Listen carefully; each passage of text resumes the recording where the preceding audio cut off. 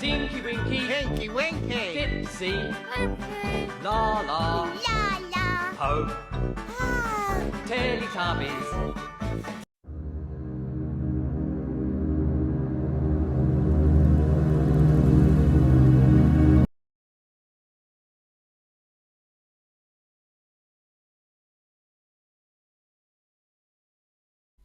كوكو، كي دايرين؟ لاباس عليكم؟ كنتمنى تكونوا كاملين بخير وعلى خير وتلاقيكم لا فيديو ان شاء الله باحسن الاحوال. تعطلت باش نحط لكم فيديو جديد، ولكن راني كنت في عطله، كنت خارجه. الناس اللي عندي في انستغرام راهم عارفيني فين كنت واش صرا. باي ذا واي غنخلي لكم الانستغرام ديالي هنايا باش تبقاو متبعين معايا كاع الجديد، وعندي بزاف كنسولكم تما في انستغرام. اليوم جبت لكم واحد الفيديو في شي شكل، شي حاجه من الطفوله، شي حاجه الاغلبيه اللي ما عارفاش. واحد الكرتون كنا كنشوفوه في شكل، ولكن القصه ديالو في شكل. فالا بغيتوا تعرفوا اكثر ديال التفاصيل يلا نبداو الفيديو. من اشهر المسلسلات الكرتونيه اللي نتجاتها بريطانيا هو كرتون ديال تيليتوبيز ولا تيليتابيز، ولا مهم كل واحد كيفاش كيقراها. هاد القصه ديال تيليتوبيز غادي تبدا في بلغاريا مع واحد الربعه ديال الاطفال اللي سميتهم الحقيقيه توتي، دونكا، ولالا وبولينا. غادي نتعرفوا في هذه القصه على هاد الاطفال، شكون هما، باش كانوا مرض، واش صرا لهم، كيفاش عاشوا في هاد المصحه، وكيفاش خرجوا منها، وكيفاش ماتوا. هاد المصحه العقليه حتى وحنا ما عارف سميتها، ولكن هما كيقولوا عليها لا لا لاند. فاش نقول لكم لا لا لاند عرفوني راني كنهضر عليها. ثاني حاجه خصكم تعرفوها هي ان هاد الاطفال بربعه كانوا كيعانيوا من واحد التشوه خلقي. هو ماشي تشوه خلقي وانما متلازمه. غادي نخلي لكم السميه ديال السيندروم هنايا الا بغيتوا تقراو عليها اكثر. واحد المرض اللي هو نادر جدا، يعني كنلقاوه مثلا كيصيب طفل في مليون طفل، يعني راه شي حاجه بزاف، ما كيصيبش ناس بزاف. كيكون هذا المرض كيجي من نتيجه ديال واحد الاضطراب وراثي، كيكون من الوراثه خاصه من الام، نادرا ما كيكون من الاب، والا كان من الاب كينتج عليه واحد المرض اخر. يعني هذا المرض كيكون موروث من الام. كيكون عندك واحد الخلل جيني كيصرا في الكروموزوم 15 هو اللي كيسبب هذا المرض ديال الابتسامه الدائمه. الشخص المصاب بهذه المتلازمه كيبقى ديما ضاحك، هو من الداخل راه ما كيضحكش، كيتالم ولا مثلا شي واحد ضارب ولا مهم اي حاجه صرات له، ولكن من برا كيبقى ديما ضاحك، هكا كيبان لنا ضاحك بحال اللي ما صرالو والو. اللي مصابين بهاد المتلازمه مع الاسف ما عندهمش علاج، حيت الخلل الكروموزومي ما كيكونش عنده العلاج، ولكن كيكونوا غير الادويه المصاحبه اللي زعما الاعراض. حيت من بين الاعراض ديال هاد المتلازمه هي نوبات الصرع، فكاين شي ادويه اللي كيهدئوا هاد النوبات، ولكن العلاج اللي زعما يقدر يشفي من هاد المتلازمه ما كاينش. غادي نبداو مع اول شخصيه اللي هي تينكي وينكي، اللي كانت الحقيقه ديالو سميتو هي توتي. كان واحد الطفل دري عنده 7 سنين هذيك الساعه، كان كما قلت لكم كيعاني من داك التشوه الخلقي، وكان اصم ما كيسمعش. كانت فيه واحد الطبيعه في شكل، كان ديما كيشد راسو كيبقى يضربو مع الحيط، كيضرب راسو مع الحيط بالجهد لدرجه شي مرات كيتشقق له راسو. واحد النهار عيا هاد تينكي وينكي من المعامله ديال الناس اللي كاينين في هذه المصحه، لان بين قوسين نقول لكم بان الناس اللي كيعرفوا هذه المصحه ودوك الناس اللي كيبحثوا في الماضي ديال المصحات، الماضي ديال الحوايج، كيقولوا بان الموظفين ديال هاد المصحه كانوا كيتعاملوا خايب مع الناس. فنهار قرر تينكي وينكي يهرب، غادي يخرج من ديك المصحه، ولكن مع الاسف الناس شي وحدين اللي خدامين في ديك المصحه غادي يشوفوه وغادي يرجعوه باش غادي يبغيو يربطوه عاوتاني مع الحيط، حيت ديما كانوا يربطوه مع الحيط فاش كان كيضرب راسو معاه. غادي يحاولوا يربطوه، هو مسكين بغى يدافع على راسو، غادي يعض واحد من الموظفين وغادي يمشي وغادي يقلعوا له سنانه وحده بوحده، فبقى وجهه هكاك مسكين مشوه، وهو اصلا كان كيعاني من المرض وكان اصم. الشخصيه الثانيه هي ديبسي اللي كان سميتو الحقيقيه دونكا. هذيك الساعه كانت عنده 6 سنين فاش كان في ديك المصحه. حتى هو كان كيعاني من نفس المرض، كما قلت لكم راه 4 ديال الاطفال عندهم نفس المرض، ولكن بالاضافه لداك الشيء كان اللي كلها كيردها، اي حاجه دخلها الجسم ديالو كيردها. داكشي علاش مسكين كان ضعاف وما بقاش كيقدر يلاه كياكل شي حاجه باش كيقدر يوقف على رجليه. هما اصلا ما كانوش مسوقين لهم يعني باش يشوفوا وشنو المرض اللي عنده ويحاولوا يعالجوه، فكان ديما كيرد. داكشي علاش شي مرات كانوا كيحاولوا ما يعطيوهش الماكله باش ما يردش، ولكن هو واخا هكاك بالمرض اللي كان فيه اللي هما اصلا ما شخصوش كان ديما كيرد. هذاك الشيء اللي خلى اللون ديالو خضر. ثالث شخصيه هي الشخصيه ديال بو، واللي كانت سميتها الحقيقيه بولينا. كانت هي اصغر وحده من بين هاد الربعه ديال الاطفال، وكان عندها داك المتلازمه ديال الابتسامه الدائمه. المأساة ديال هاد بولينا غادي تبدا نهار اللي غادي تشعل النار في المصحة ديال لا لاند، غادي تشعل العافية في البيت اللي كانت هي فيها، غادي تحرق كامله حتى اللحم ديالها غادي يذوب وغادي يبان العظم ديالها. ولكن ربي بغاها تعيش، وبمعجزة قدرت انها تعيش، ولكن الجلد ديالها بقى هكاك احمر. راكم عارفين النار كتخلي سيكاتريس وخي يعني كتفوت المده وداكشي، وكانوا يعني عندها حروق اللي معقدين ماشي شي حاجه اللي خفيفه. هادشي اللي كيفسر اللون الاحمر ديال بو ولا بولينا. رابع شخصيه هي الشخصيه ديال لالا. كانت حتى هي عندها نفس المرض اللي كان عند الاطفال بثلاثه بهم. واحد النهار غادي يقرروا انهم يحبسوها في واحد الغرفه بارده لمده ديال 5 سنين، وراكم عارفين البرد اللي كاين في بلغاريا.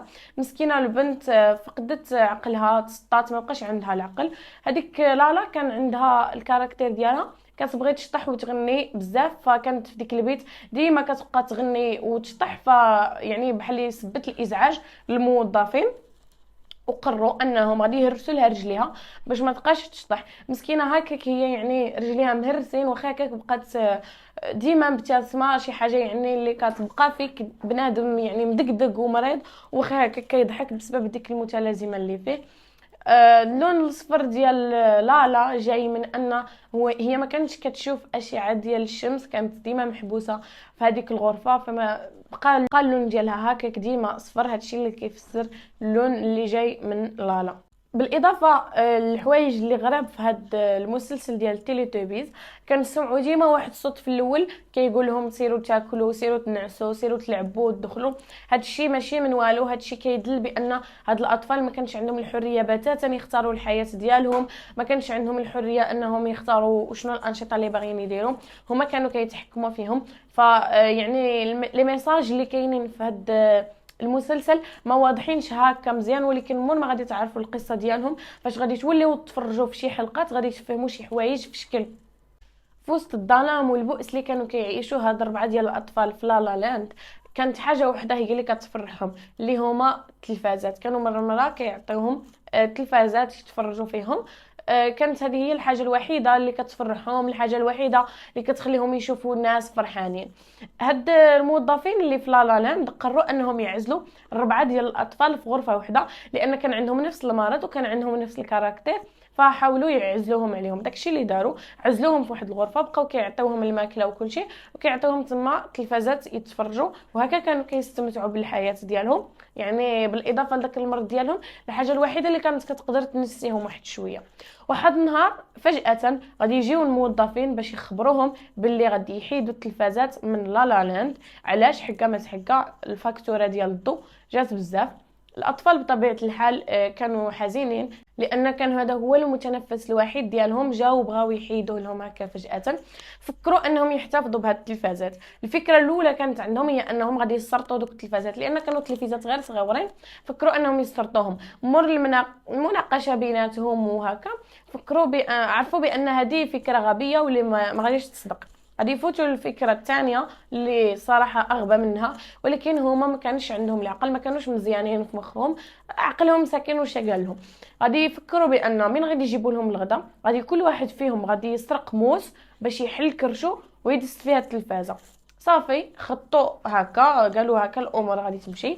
النهار اللي جابوا لهم الغداء عندهم غادي كل واحد غادي يسرق موس. الغد ليه الموظفين كيحلوا الغرفه اللي فيها 4 ديال الاطفال، كيشوفوا واحد المنظر مرعب. 4 ديال الاطفال كروش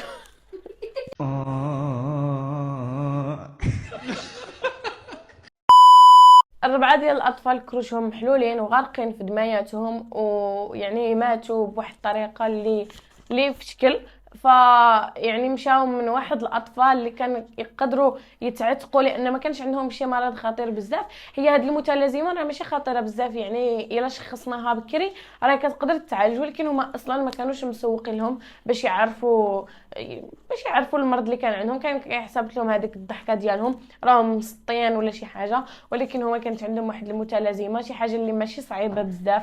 ما تعلموا يهضروا، ما تعلموا يقراو، ما والديهم حطوهم تما. يعني قصه بائسه. واخا كنشوفوا الكرتون كيوت وبزاوز كيلعبوا وداكشي، راه ما كيلعبوا ما والو. والا مشيتوا كتفرجوا غادي تلقاوهم ديما كيكون عندهم واحد التلفازات صغار. هما هادو ماشي من والو، هذا يعني هما كانت هذاك هو المتنفس الوحيد ديالهم اللي كيتفرجوا فيه. فديما كانوا داروا هذا رمز بان هما حلوا كروشهم على حساب السبب ديال السعاده ديالهم الوحيد. كيشوفوا اطفال كيضحكوا واطفال كيلعبوا ناشطين، وهما حلوا كروشهم على حساب باش يدسوا التلفازه باش تبقى عندهم ديك الفرحه. فمي كنعرفوا الحقيقه ديالهم ما كيبقاش داك الرسوم اللي شي حاجه ممتعه وشي حاجه نستمتعوا بها، فاش كنعرفوا بان الناس تعذبوا. مور ما انتشرت هذه القصه في هذيك الوقيته، واحد العصابه اللي كتختطف الاطفال غادي يبقاو دوك الاطفال المختطف اللي خطفوهم غادي يبقاو يوريو لهم هذا البرنامج ديال تيليتوبيز. وهذاك الطفل كيقولوا له خير الشخصيه اللي عجباتك والشخصيه اللي اختار هذاك الطفل كيعذبوها بنفس الطريقه اللي تعذبت بها الشخصيه في كرتون ديال تيليتوبيز. فهنا كتكون سالات القصه ديال تيليتوبيز. نتوما الا بغيتو تعرفوا اكثر دخلوا وشوفوا شي حلقات غادي يبانوا لكم الحوايج هكا، حيت مور ما تعرفوا القصه ماشي هي كاع كانوا كيبانوا لنا زعما شي حاجه اللي زينه والطفوله نتاعنا فوتناها معهم. واخا صراحه فيها شي حوايج ما مفهومينش، مثلا هذيك الشمش اللي كتكون ديما تما على شكل بيبي كيبقى يضحك، شي يعني بزاف ديال هكا في شكل. فاش تولوا تفرجوا مور ما تكونوا عارفين القصه غادي يبانوا لكم مزيان. القناه اللي نتجت هاد الكرتون بغات تخليها ذكرى التخليد للروح ديال هاد الاطفال هادو اللي ماتوا بواحد الطريقه اللي بشعه، اللي ما كانوش كيستاهلوا يموتوا بها. لو كان تعالجوا، لو كان يعني شي واحد داها فيهم، ما نظنش واش كان غادي يصرى لهم هكا. ولكن مع الاسف فقدوا حياتهم بطريقه اللي صراحه ماشي زينه. وحتى لهنا كنكون ساليت القصه ديالي هذا النهار. ما تنساوش تخليو لي الاراء ديالكم مور ما عرفتوا القصه ديال تيليتوبيز. قولوا لي واش كان كيعجبكم، واش كان ديما كيجيكم في شكل يعني كان عندكم عليه تصور ماشي بحال ناس كيوت يعني ما كانش كيعجبكم. خليو لي كاع الاراء ديالكم غادي نقراهم، وقولوا لي واش تبغيو المره الجايه نحط لكم شي حاجه على شي كرتون اخر. واخا هادشي صراحه كيدمر الطفوله ديالنا، لان كنا نشوفوهم حنايا في شكل وهما اصلا في شكل. شي مرات ما خصناش نبحثوا بزاف في الحوايج باش ما نعرفوش شي حوايج يأذيونا. ولكن ما فيها باس الا عجبكم الكونسيبت نتاع انني نقلب في شي حاجه كانت كتبان في شكل والحقيقه ديالها في شكل عادي. نديروا بزاف ديال الرسوم المتحركه اللي كنا نتفرجوا هما هذا اللي درت لهم اليوم ماشي ديسان انيمي، هما يعني ناس حقيقيين كيلبسوا دي كوستيوم راهم كبار بزاف. دوك لي كوستيوم كيفوتوا جوجمات. ولكن بغيتو نديروا الرسوم المتحركه، بغيتو نديروا بحال هاد الكرتون اللي درت اليوم، اللي بغيتو اي حاجه نديروها. كلشي ديالنا، قناتي وقناتكم كلشي واحد وصافي. وتا لهنا كتكون سالات لا فيديو ديالي. كنتمنى انكم تكونوا استمتعتوا معايا في الفيديو ونكون عطيتكم شي معلومات جداد. بالنسبه لديك المتلازمه راني خليت لكم سميتها، من الاحسن تمشيو تقلبوا عليها باش نتعلموا شي حاجه يعني من الفيديو. انا قريت عليها بزاف، غير بغيت نعطيكم يعني معلومات هكا معمقين باش ما نطولوش في الفيديو. ولكن الا بغيتوا نهضر عليها في انستغرام ولا شي حاجه ما عنديش نهائيا مشكل. وصافي كنقول لكم حتى الحلقه الجايه. باي باي.